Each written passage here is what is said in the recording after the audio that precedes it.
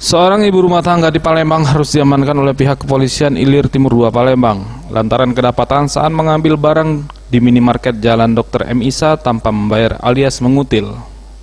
Aksi tak terpujinya ini diketahui oleh seorang pegawai minimarket yang curiga dengan gerak-gerik pelanggannya tersebut. Setelah diperiksa, benar saja ditemukan sejumlah produk kosmetik yang diselipkannya di dalam jaket dan celana pelaku. Kanit Reskrim Ilir Timur 2 Palembang, Ibda Ledi mengatakan, aksi pelaku yang mencurigakan juga terekam CCTV, sehingga pegawai sempat melakukan penggeledahan saat pelaku hendak pergi. Kepada petugas, ibu rumah tangga ini mengaku melakukan aksi tersebut karena temannya menitipkan uang sebesar 150.000 untuk dibelikan kosmetik. Namun uang tersebut malah digunakannya untuk kepentingan pribadi.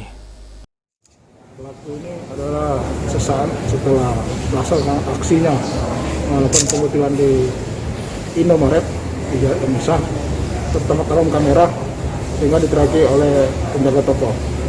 Kebenaran habis kita rahasia malam, kita diteraki dan langsung kita amankan ke polsek. Modusnya gimana nih? Modusnya dia berpura-pura berbelanja, kemudian menyimpan barang-barang tersebut ke dalam baju-baju dan celananya. Tim Liputan Sriwijaya TV.